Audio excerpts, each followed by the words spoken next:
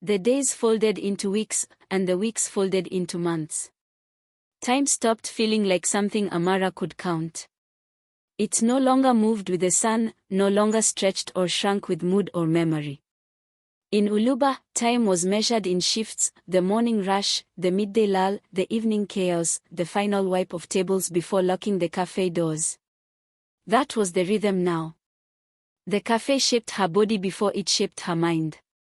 Her arms grew lean from endless work, her back ached from carrying trays, and her face sharpened as if carved thinner by hunger and exhaustion. The girl who had stepped off the bus carried softness in her cheeks, brightness in her eyes. That girl was fading.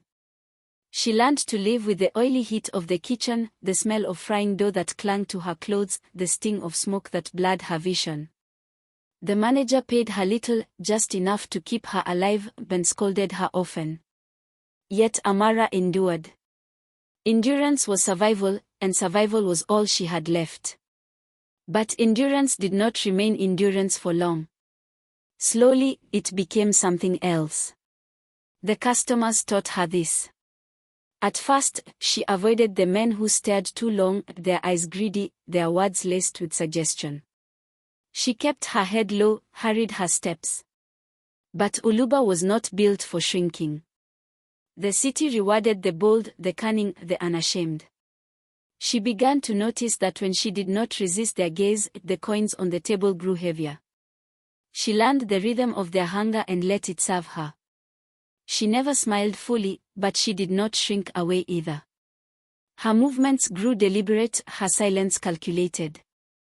The lies began small. A coin here, a coin there, slipped unnoticed into her palm when customers were too busy to count their change. At first, guilt pricked at her. But the guilt vanished quickly in a city where everyone stole something: time, space, dignity. Why should she be different?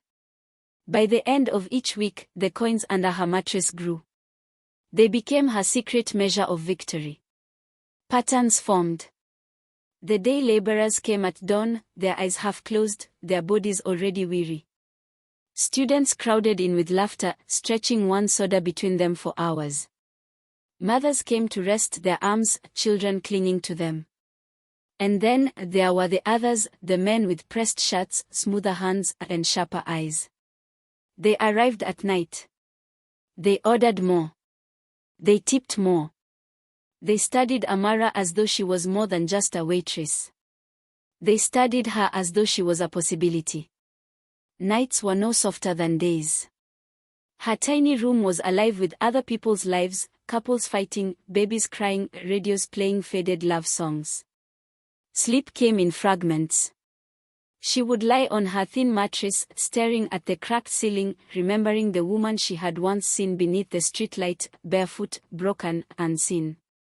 That image returned to her often, as though it had followed her home. And each time, she promised herself she would never become that. She would fight before falling. She would do whatever it took. One evening, as she wiped down the cafe tables, the manager lingered at the counter.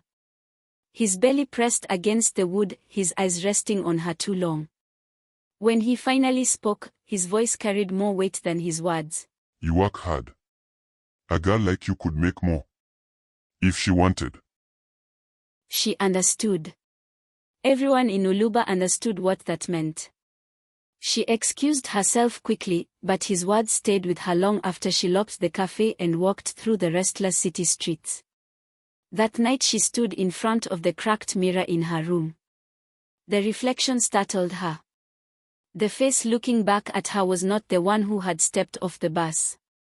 Her eyes were darker, harder, holding a tiredness too deep for her years. For the first time, she wondered not just how she would survive, but who she would become in the process. The mirror had no answer. She sat by the window until late, watching the city's neon lights flash and fade across the streets below. Somewhere out there, Uluba was waiting, ready to show her what it demanded. She was no longer the wide-eyed girl from the countryside. She was becoming something else. And the city was watching, too.